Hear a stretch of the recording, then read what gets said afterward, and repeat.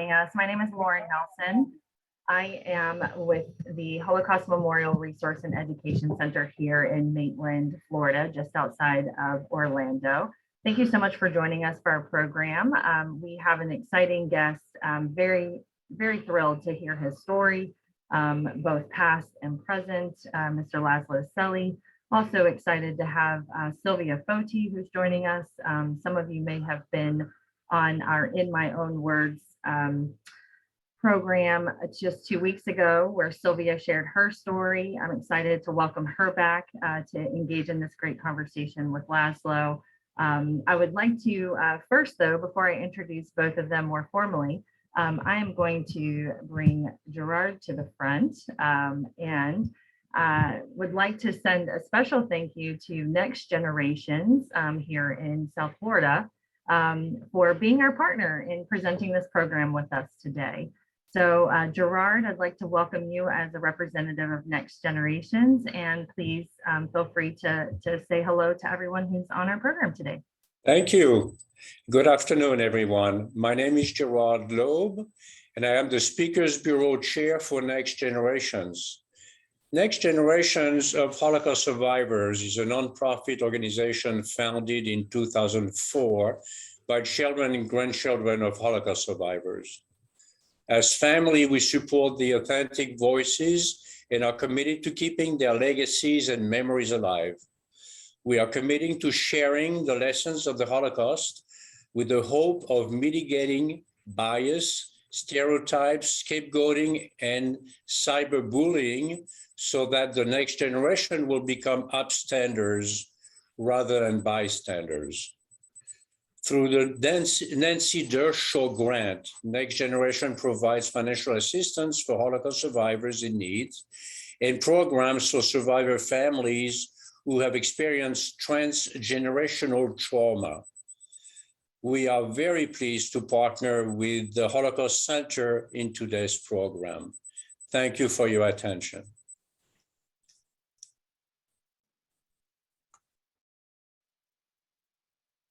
Don't you love it when you don't take yourself off mute? Thank you so much, Gerard. We're so grateful for you and Nancy and everyone there at Next Generations for what you do for our community and for keeping us connected to survivors and to second generation and all who have these remarkable stories to share with us so that we can certainly never forget and we can continue to use the lessons of the Holocaust to educate ourselves, but also our future generations as well. So thank you for being here. We really appreciate it. So I know everyone is super excited to hear from our special guest. So if you'll allow me just briefly to provide a quick introduction in case you were not with us a couple of weeks ago, but we're just thrilled to welcome Silvia Foti back. She is a journalist, a creative writer, a teacher, a mom. She has a master's degree, actually multiple, in journalism, education, creative nonfiction. She's been a journalist for 20 years, has 2 mystery novels, in addition to a remarkable book about her family's history with the Holocaust. It actually started with her mother wanting to preserve their family history and asked Silvia to write a book about their grandfather, who was a famous World War II hero. As she began this discovery process of writing this book, she really had no idea what she was going to uncover. What she actually ended up uncovering was not necessarily a story of war hero, but a story of personal crisis, Holocaust denial, official cover-ups with the Lithuanian government, international lawsuit, really a remarkable story. So her memoir, The Nazi's Granddaughter, is a firsthand account of her journey, which began as an act of family pride and ended with uncovering the secret of her family, which is that her grandfather was not a war hero, but actually a criminal. And it just is a remarkable story, and we'll make sure that we post links in the bio.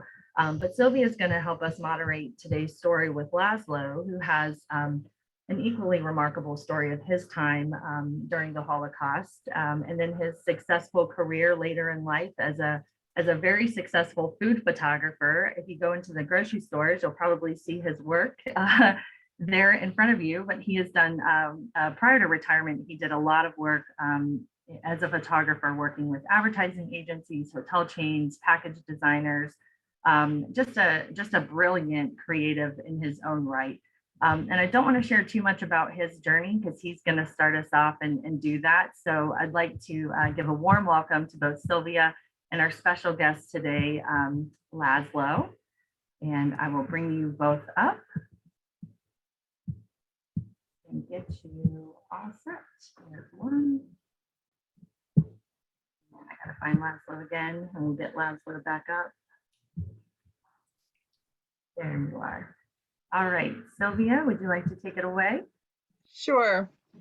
Thank you so much for inviting me, and I'm so honored to be here with you, Laszlo, and learning more about your story. It truly is fascinating. My own background is Lithuanian, as you know, and I don't know a lot about Hungary and what happened there, so I'm really, really interested in finding out more about what happened. I thought maybe you could start us off with your childhood in Hungary, what life was like, kind of those innocent days before World War II came in, and just let us know what that was like. Very good. Good morning, everybody. My name is Laszlo Selly, and I was born in Budapest, Hungary. But my name was not always Selly. When I was born, my name was Schwartz. My father changed the family name after the Holocaust because anti-Semitism was still running rampant in Hungary, and he felt that my twin brother and I would have a better chance in life not advertising our Jewishness. My very first recollection as a young child is my mother sitting in our living room and sewing yellow stars on our clothes because the law was that all Jews, regardless of age, have to wear a yellow star on their clothes. So when we went out on the street, everybody could clearly see there goes a filthy, lousy Jew. Before I tell you my story, I'm going to ask you to do me a little favor. Just for 1 second. If you would think back to your early childhood, think back as far as you can.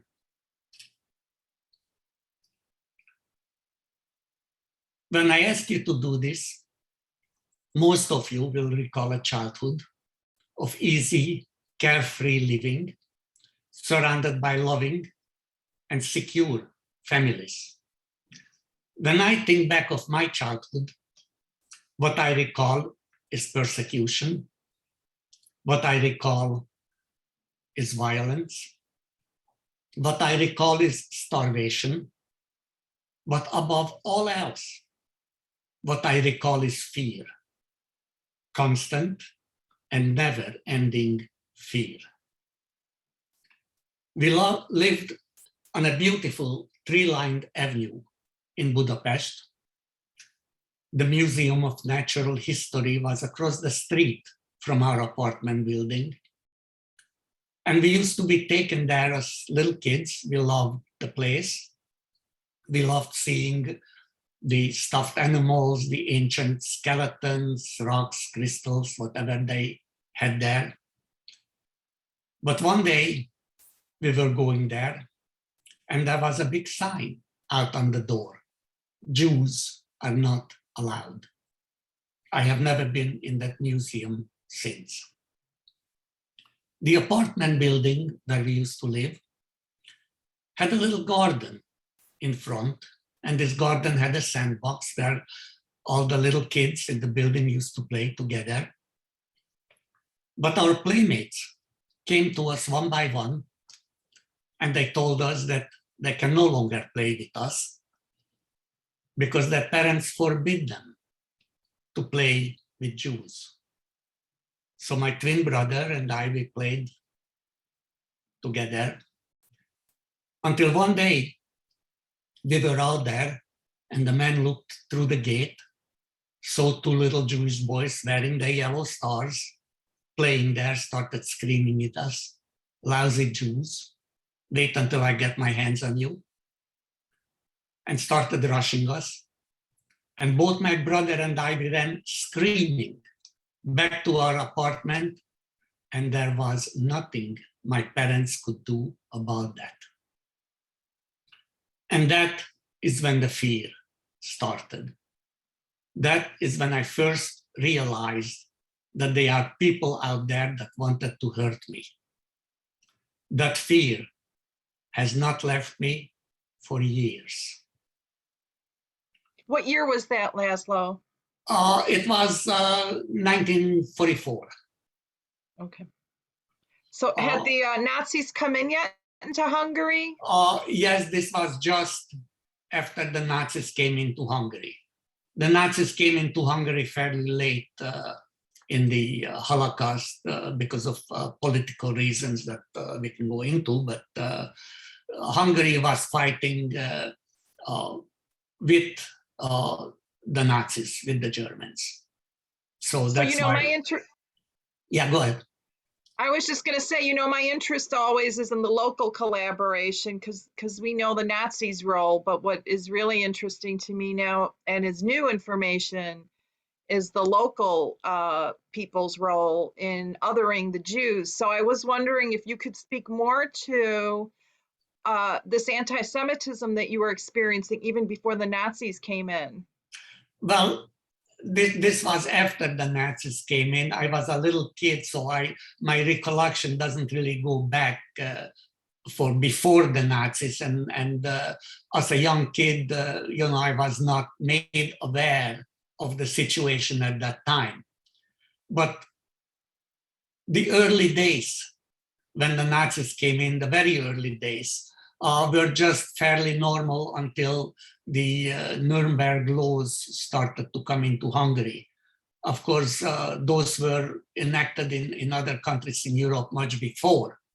But as the Nazis came in, they started enacting these laws. And that's when my recollection really starts with this. So the new law came out that Jews cannot live wherever they want to. They had to move into the ghetto, or actually in the case of Budapest, into designated Jewish houses. They simply took an apartment building, they painted a big yellow star on the front door, and Jews had to move into this building. Whether they had an apartment or otherwise, it didn't matter to them.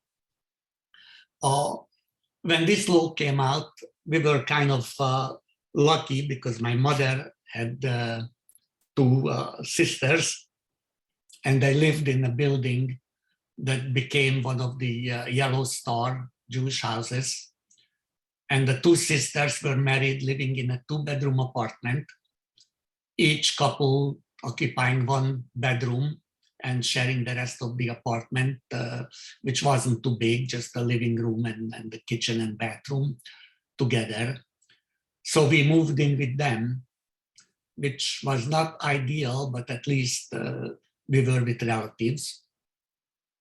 As we moved out of our apartment, we could only carry what we could hold in our 2 hands. And, my brother and I, we were 2 little kids, and how much can we carry? We carried our pillows and our blankets. How old were you? I must have been 5 years old, around 5 years old, 5, maybe 6. And my parents could not carry much more either. And I remember as we left our apartment, we looked back, and our neighbors were rushing in, grabbing whatever they wanted. And of course, there was nothing you could do about that. So we moved in. This is where the locals really came in to take over the Jewish property. Yes. These were not just the Nazis. No, they were locals. They were locals. Mm-hmm. And, it was free loot, whatever they could get. So we moved into this apartment, but it didn't stay too long that way, because one day the Nazis banged on the door and they shoved in another 4, 5 families. Old people, pregnant ladies, mothers with children, they just shoved them into the apartment, and the place became terrible. Imagine a little apartment with all these people in it. People were sleeping at night, head to toe on the floor.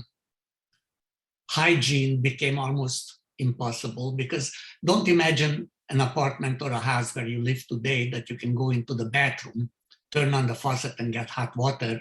We didn't have that. We had a bathroom, but if you wanted to take a bath, you had to heat water in the kitchen, pour it into the bathtub, go in there and wash yourself with a sponge. With all these people living in this apartment, that became impossible. The minute you went to the bathroom, somebody was already knocking on the door. Hurry up, I have to go. The place It was like became, 20 people already in this at apartment? least 20 people. The place became filthy. Nobody could wash. So we started having roaches. Then we had mice. The rats were not too far behind. Lice was everywhere. And then the worst, we had bed bugs. You're probably not familiar with this pest. They're tiny. You can hardly see them. But they come out at night and they crawl all over you and they bite you. And you can't feel their bites because they're so tiny. But you wake up in the morning and you have little bumps on your skin and they itch like mad. And try to tell a little kid not to scratch with his filthy, dirty hands. Impossible. We got infections. You get sick. There's no medicine. There's no emergency room. There's no doctor. If you live, you live. And if you die, there's one less Jew in the world. Who cares? So these were the conditions. And then new laws came out. Jews cannot own businesses. My father had a little shop, worked with 4, maybe 5 people. He could no longer own the business, so he handed it over to one of his old trusted employees. The man took the business and immediately fired my father, stating that he will not employ Jews. The Jew employed him. This was a local Hungarian again, Yes. not a German. Yes. No, Okay. local Hungarian. Yeah.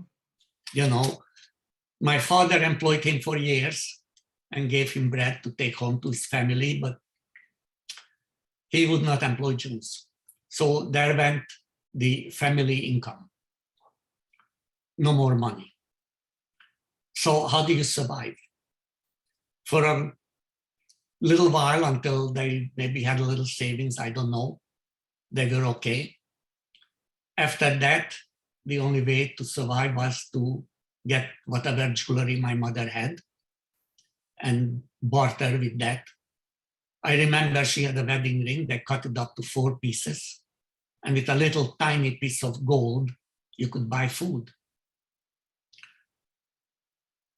But then again, a new law came out that Jews cannot just go out every day. They can only go out 1 day a week to do their shopping. So that day, most of the merchants either didn't open up, they didn't want to deal with Jews, or they raised their prices and put out the worst merchandise that they could not sell to anybody else. And again, to belabor the point, these are local Hungarians. These are local Hungarians, Yeah. local wonderful Hungarians, yes. Yeah. And as children, we were not allowed anymore to go out on the streets, but we stood at the window and we looked out and we saw young Nazis, not Germans, Hungarians, Oh, accosting these people, surrounding them, beating them, kicking them, spitting on them, and we couldn't understand why. Why do they do this? There was no explanation, nothing that our parents could tell us. We were little kids.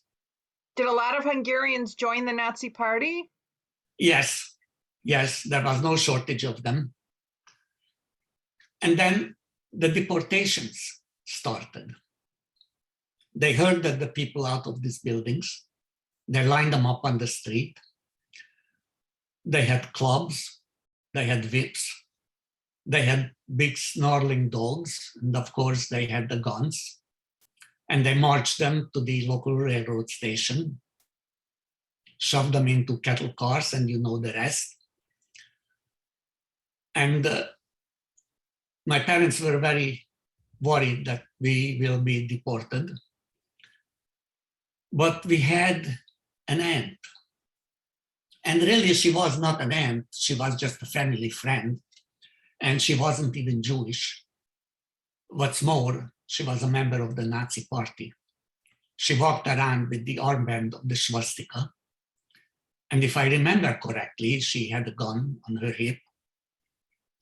And she came to us one day and she told my parents that she will take my twin brother and me to her place to see if she could save us from deportation. And we had no choice in the matter. We had to go with her. And of course, we were introduced to her. That was the first time we met her. And we were introduced to her as this is your auntie, as you would do with little kids. This is incredible that that there's a good Nazi in the middle of all this. This was a good Nazi. Yeah. And she took us and we had to go to her place, and she was not rich. She had a little tobacco shop, a little hole in the wall, tiny. And she lived behind this shop in a dark, dingy room. And there was not even a door between the shop and her room, just a curtain. And that's where we went to live. But she had a young woman working for her, so she wouldn't have to stand behind the counter all day long. And this young woman, of course, I forgot to mention that as we went with her, we were given new names that we had to learn as little kids. That did not hide your Jewish background. So you were given Christian names. Christian names. And we had to learn this, and we were warned never, ever to tell anybody our real names. This young woman figured out something is not quite kosher here, and kept asking my brother and me for our real name, and we would not tell her. Except one day, she came to me with a piece of candy. And she told me I can have this piece of candy if I tell her my real name. And guys, let me tell you that I wanted that candy. I wanted it real bad. You were 6 now, or? I was 6 now. Yeah. And I told her. And my aunt overheard this from behind the curtain and ran out like a mad woman, fired the girl immediately, threw her out of there. And within 5 minutes, we were on our way back to the designated Jewish house, to our parents, perhaps to wait for the deportation. And you know why? Because it was a capital offense to hide a Jew. If they have found out that you are hiding a Jew, no lawyer, no trial, no defense, stand up against the wall and they shoot you. And of course, they would shoot the Jew also, whether he's a child or otherwise, made no difference whatsoever. Later on, we found out that the girl did go to the authorities and reported her. And the Nazis came and confronted her. And she was a good little actress, and she said, "Little brothers, I'm a member of the Nazi party. Who do you believe, me or this stupid girl who I had to fire for stealing?" She was lucky. They believed her, and she stayed alive. So back we went to the designated Jewish house. And by this time, I don't know how, my parents got a hold of some papers by a Swedish diplomat called Raoul Wallenberg. And this Raoul Wallenberg tried to save as many Jews as he could by giving them Swedish citizenships. Oh. Was So he an we got- ambassador? An No, ambassador? he wasn't an or- ambassador. He was just one of the attachés working at the Swedish embassy. And he did that for quite a few people. Wow. And also, he had another building that he took us over, was just as crowded, just as dirty.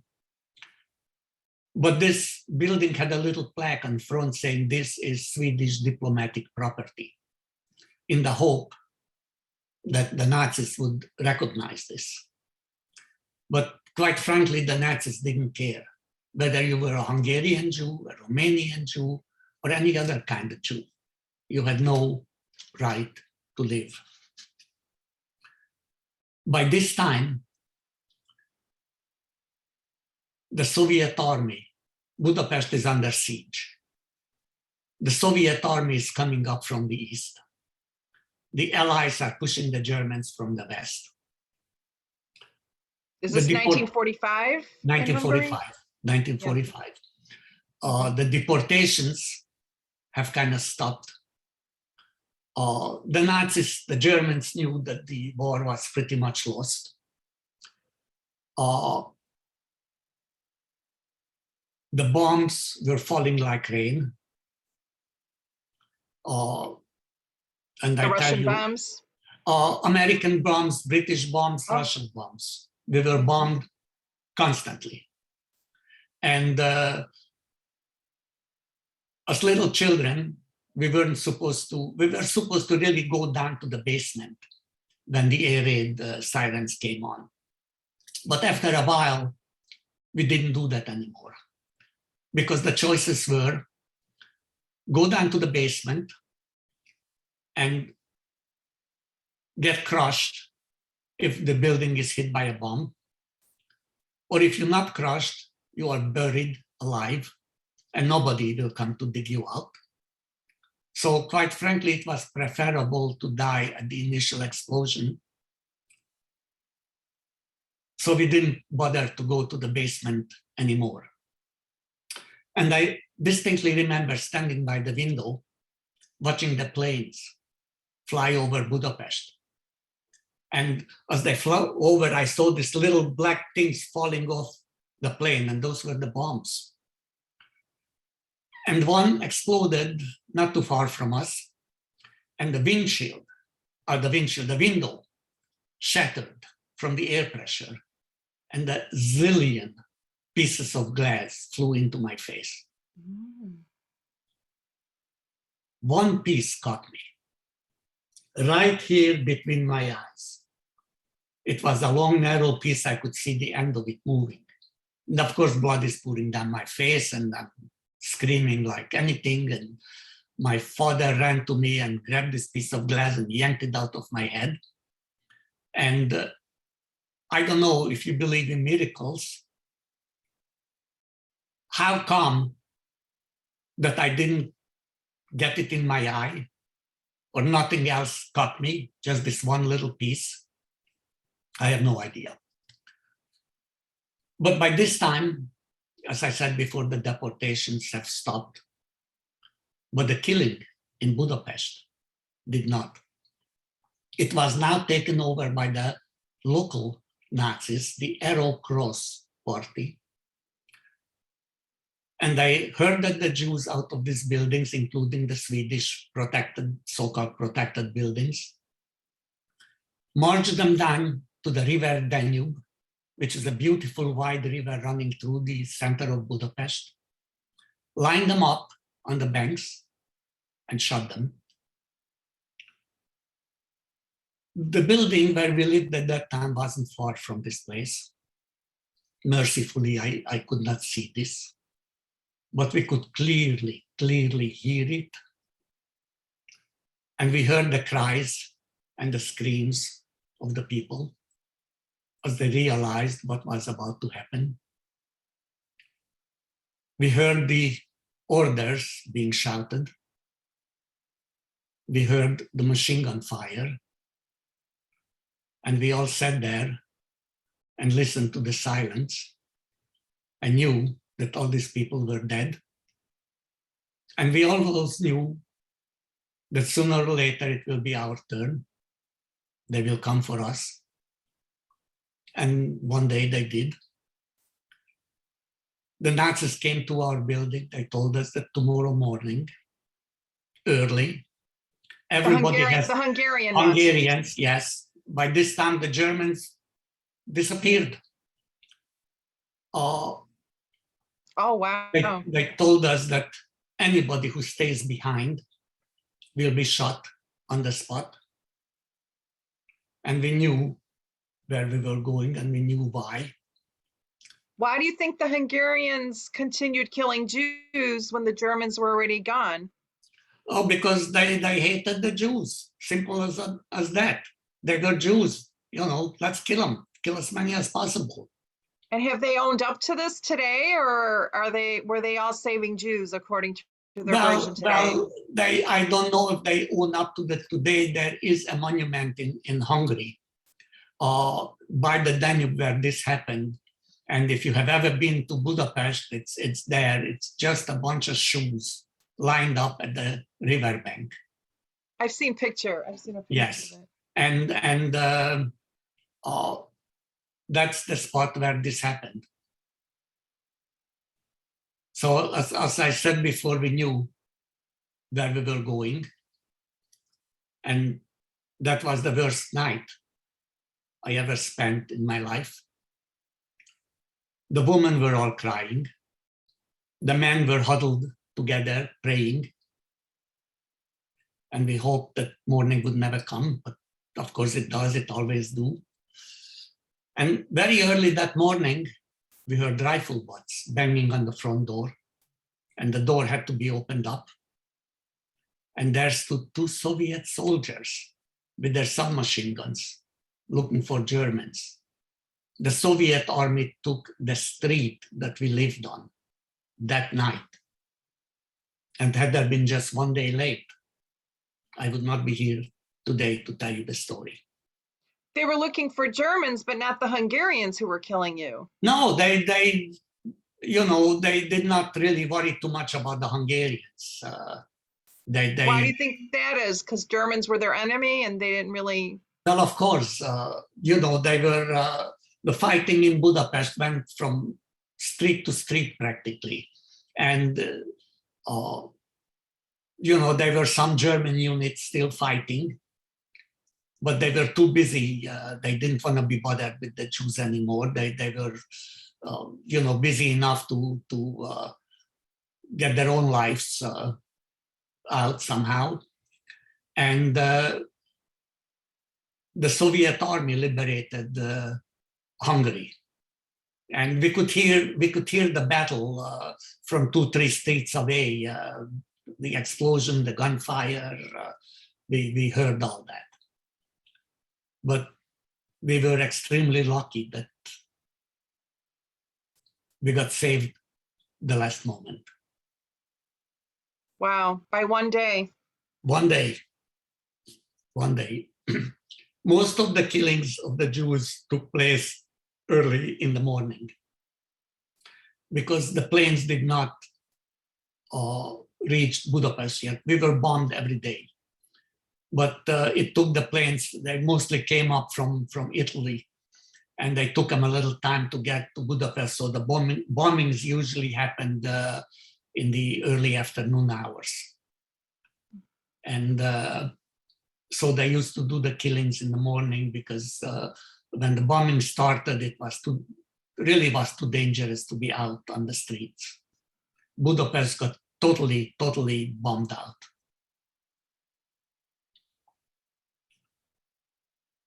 So. Thank you for sharing. I can't imagine the pain you felt. I mean, it's bad enough to have the German Nazis doing this, but to have the local Hungarians do this as well, I think must be unbearable. Well, that happened, quite frankly, all over the occupied countries in Europe, and Hungary was no exception. No exception. I know. The same is true in Lithuania, although Lithuanians are not owning up to this yet. So they have a long way to go with this. Well, the Hungarians keep saying that it wasn't Hungarians, it was the Germans, but Same. And of course we know better, and they still to this day then enacting laws that are very questionable. And what do you mean? Well, most of these countries have different laws, like I go to Poland with the March of the Living, and in Poland, you can't say that the Poles were involved with the atrocities. That they say that was only the Germans. It is against the law. They can jail you if you say that the Poles did it. And of course they did it, just like the Lithuanians and just like the Hungarians. Of course they did it. Silvia and Laszlo, we have two questions that kind of speak to Yes. Some of this. One of them from Fred Brown asks about being a child, where when you're younger and 4, 5, 6, those impressions that you see, they stick with you. They're formed into who you are.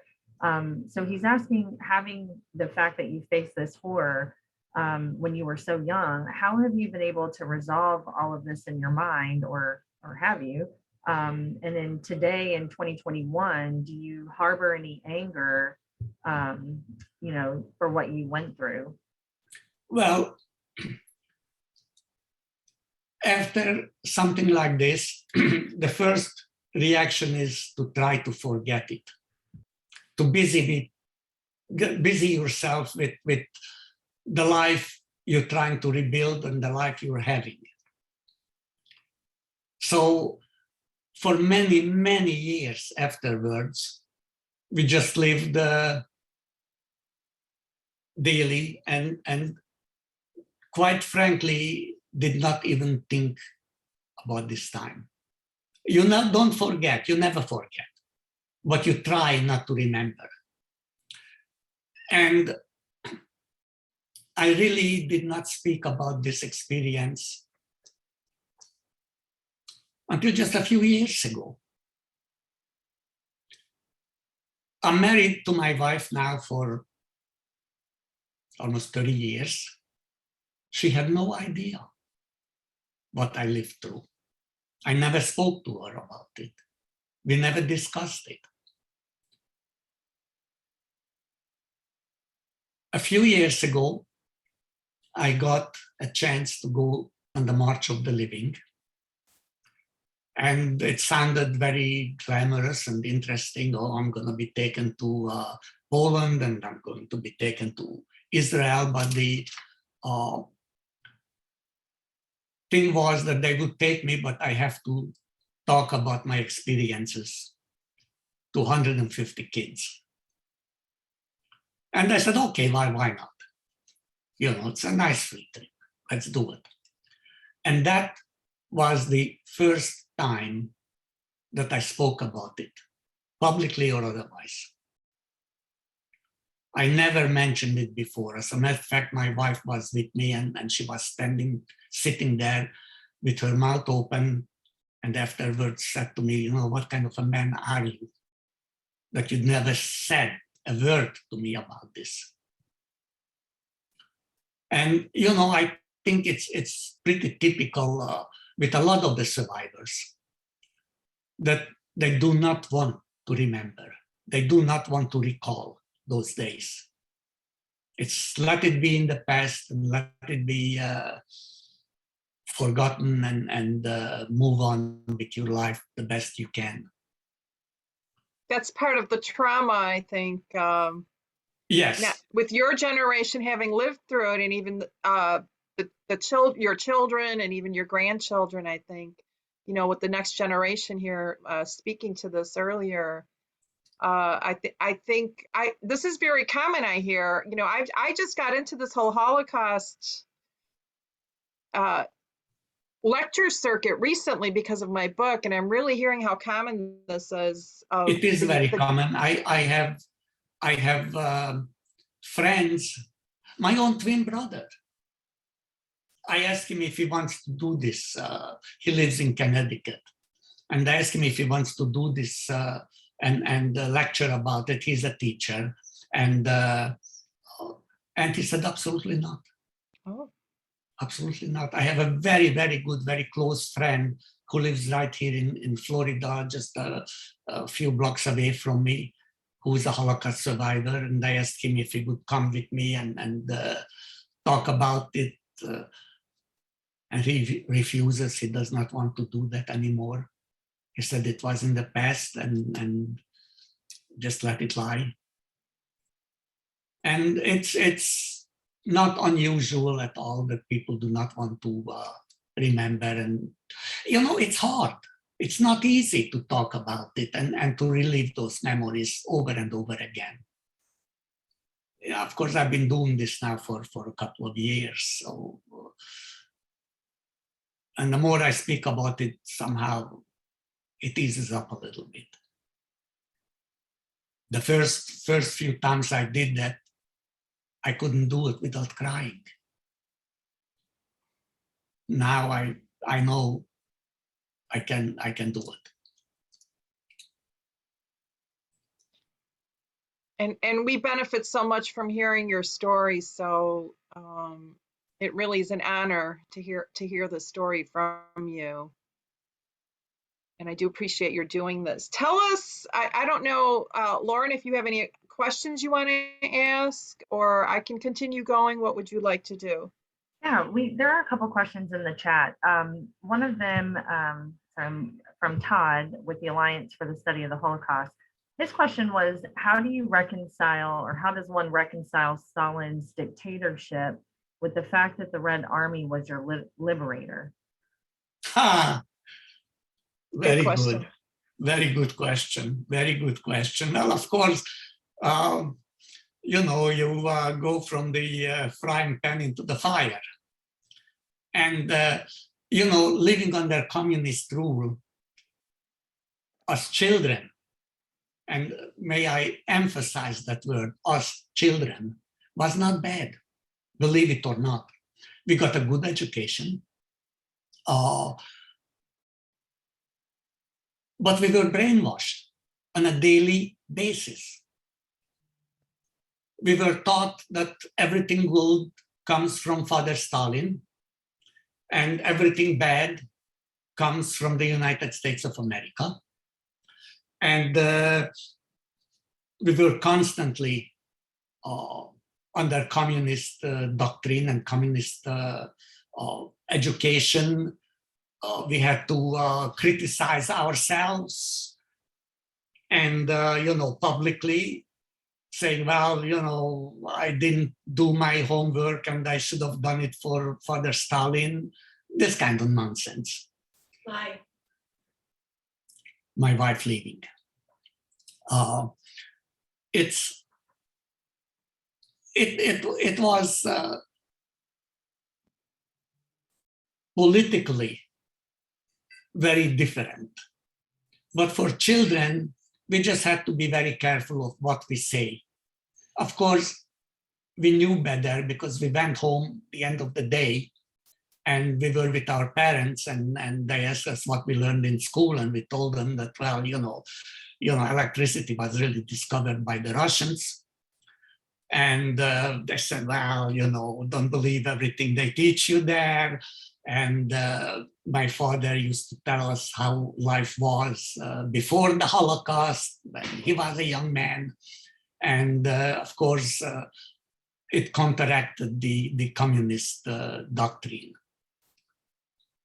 But I don't want to get political now, but I'm very disturbed by thinking of the possibility that our father Stalin will be or could be replaced by dear leader Trump.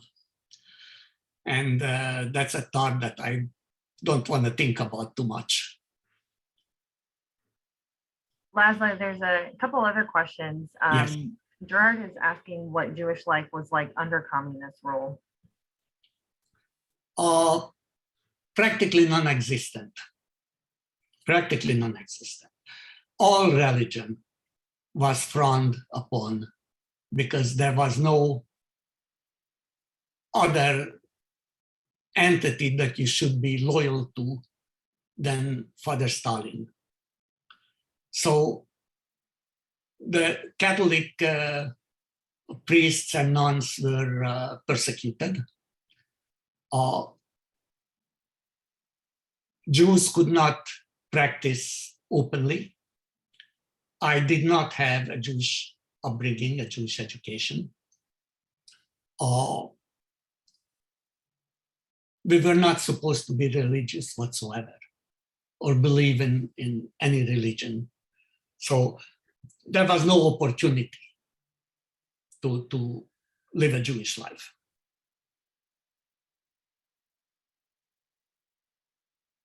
I know prior to everyone joining, we were having a conversation a little bit about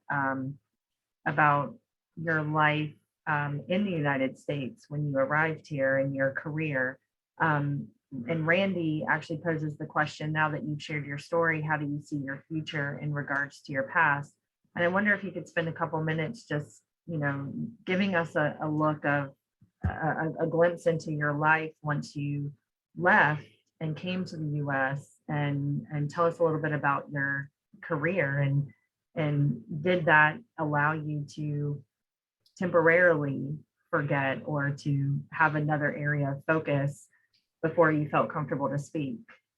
Well, I came to America in 1957 after the Hungarian student uprising of 1957, which I was a student back there, and actually I was an apprentice photographer at that time. And since I took part in the uprising, and it was very advantageous to leave when I could, and there was a chance we could leave the country, which happened over a 5-minute decision. One morning, there was an opportunity to get on a truck that was heading to the border, and we jumped out of bed, put on our pants, and we got the truck.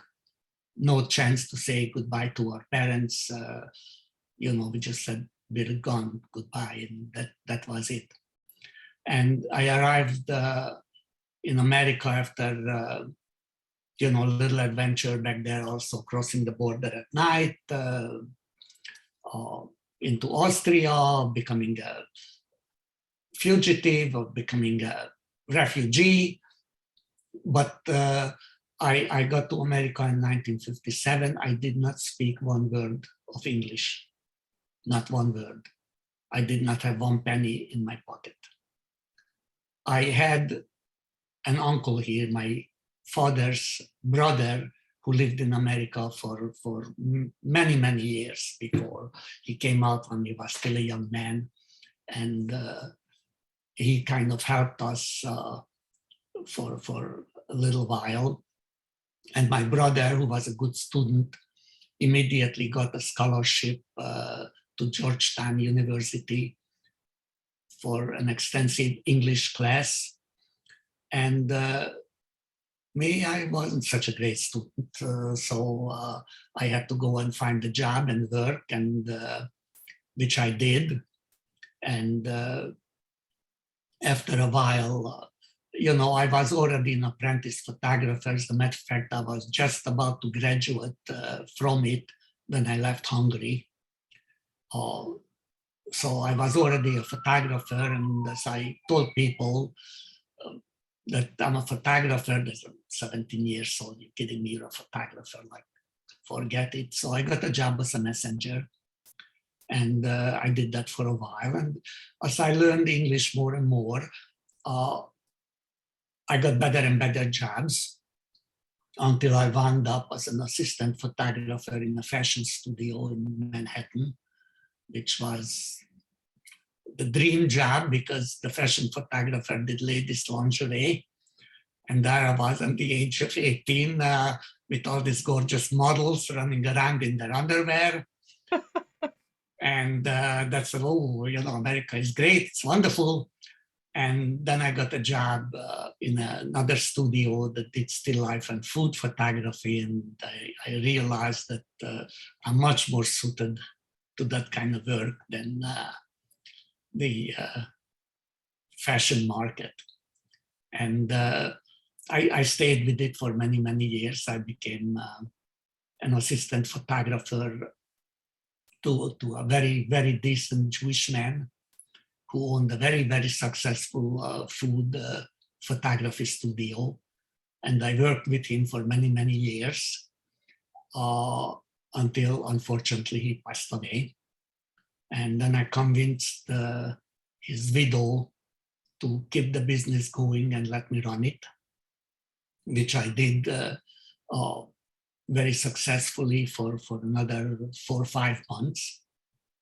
And since I was still getting an assistant's salary at that time, I went to her and told her that, you know, it's time that I get partnership. I was making a lot of money for her at that time. And I don't know whether fortunately or unfortunately, he told me photographers are a dime a dozen. I said, okay, I'll keep the bookings that I have. I will honor them. But when they finished, and I was booked like 3 months in advance, every day of the week, which is unheard of for a freelance photographer. And I finished the 3 months and opened up my own studio. And all the clients I worked with came with me. And I kept them for the next 40-some years. So I became a food photographer in New York, and I had a very, very nice career. I wish I had saved my money. But that's how it turned out. You mentioned some of the food products earlier before the show, where you said that if we walk into a grocery store, we can see a lot of your work. Did you want to share a few of them? You can Cento. I don't know if you know Cento products. This is an Italian line. I did all the packaging work, and they are still on the market. Most of the thing I did, you know, that was some 20 years ago when I retired, are no longer on the shelf because packaging changes. But some of them are, you know, Tobachnik soup is still in the freezer section in the grocery store. And I did most of those pictures. And, you know, you name the product, I probably worked with them, both national and international food companies. You know, Nabisco, General Foods, Corn Products Company, which is Hellmann's Mayonnaise and Skippy Peanut Butter used to be, I don't know who owns it now, but Tobler Chocolate. You know, I worked for many, many of them. Amazing. I know we have just a few more minutes left. Why don't you tell us about your Holocaust portrait series? Well, that is something I started about a year ago, last year sometime.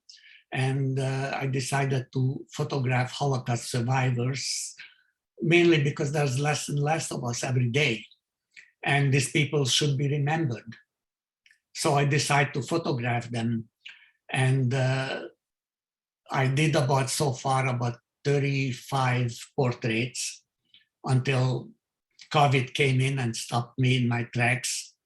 But there is an exhibit of it on YouTube. You can see it. If you put in my name in the Laszlo Selly into the search file thing there on YouTube, it will come up. It's called Visages of Memory. And you can see the pictures of the survivors and the short story of their lives. I looked at them, and you did an interview with them, and you said that they're not that the photographs are not meant to be beauties.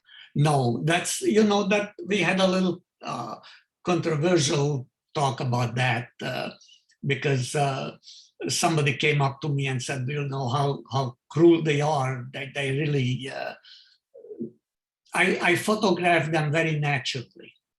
I did not want any makeup. I wanted to see below the makeup and the make-believe. I wanted to see the real people. These people suffered a great deal. This suffering did not leave them unmarked, unscathed. Why not show it? Why not be honest? They are beautiful the way they are. And that was my feeling. And, I defend that position. So that's why the pictures are very raw and very real. There's no retouching whatsoever in their faces. I didn't make them better looking, or I didn't make them worse looking. They're very powerful and very psychologically impactful, I thought. That's exactly what I was after. That's what I wanted to convey to people. I wanted people to look into their eyes and try to imagine what memories lie behind those eyes. And I wanted them to contemplate what memories really are. Because to me, memories are a bridge between the past and the present. And just imagine that these people have to pass this bridge every night in their dreams. So I didn't want beautiful portraits, like their personal photographers do that. They can retouch them up, they're beautiful people, and they can look gorgeous. That was not my aim. So that's how that happened. And it's a very interesting story about it, that I asked everyone not to smile. Just look into the camera and do not smile. And if you look at the pictures, a few of them are smiling. And I asked them, I asked you not to, why do you smile? And the answer kind of floored me. They said, I love life. I love every day of my life, and I smile. And then I ask myself, who am I to tell them not to smile? Of course, smile, click. So if they wanted to smile, I let them smile. Well, I love that. We put a link in the chat for everyone if you'd like to. There's a couple different, there's a long, short version on YouTube that you can see the Visage of Memories. Yes, the short was the interview that they did with me before the show opened. Yeah. And the portraits are stunning and they're beautiful. And I even recognized one of our local survivors in there. And there were a couple of comments in the chat about, how do we honor those wishes of survivors, whether they want to tell their stories or not? And I found that survivors will tell you. They'll say, I've told my story enough, it's out there. They'll say, sure, I'm happy to tell you, or they'll say, no, thank you. But to Fred's point, Fred had a comment in there that it is so important to have these conversations. And I thank you so much, Laszlo, for it's my pleasure. For joining us today. And I know we're at time, but I do want to just to say thank you for that. It's incredible to hear these stories, and I know how difficult it can be to tell them. And even if it gets easier over time, that is a difficult period of time that some of us will never understand fully. But we thank you so much for taking the time to join us for our In My Own Words program. We've gotten some really lovely comments about how fantastic you are, which, you know, we knew. So we're just honored and delighted. I feel like, you know, we're at our time, but we could probably talk for another hour. Easily, So easily. easily just about it. But we thank you so much for Well, being thank you here. for the opportunity to be with you and your viewers today. And I enjoyed it, quite frankly, I enjoyed it. Thank so you. thank Yes. you. Thank you. And thank you, Silvia, for joining us as well. And Sylvia, I'm looking forward to conversation. reading your book. Thank you. Thank you Let very me know much. what you think. Why don't you send me your email address so I can chat with you? We'll Yeah, get you that sounds connected for good. sure. And if anyone else is interested in Sylvia's book, we put the link in the chat as well. Again, Laszlo, Silvia, thank you so much. We want to say thank you so much to Next Generations.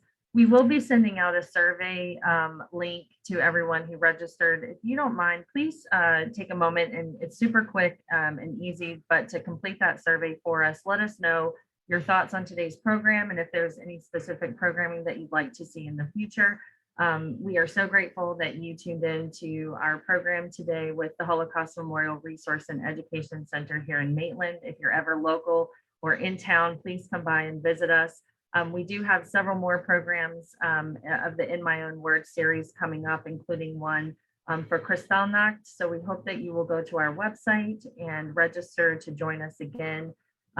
It's great to see some familiar faces and names in the chat box. So thank you all for your support. We're so grateful. We truly appreciate it. And we hope that everyone has an enjoyable day today. And Laszlo, again, just a pleasure to be with you today. Thank you so much. And, thank you very much. And we will definitely be talking again soon. So Wonderful. Thank you, everyone. Have a great day. Bye, everybody. And enjoy. We'll hope to see you again soon.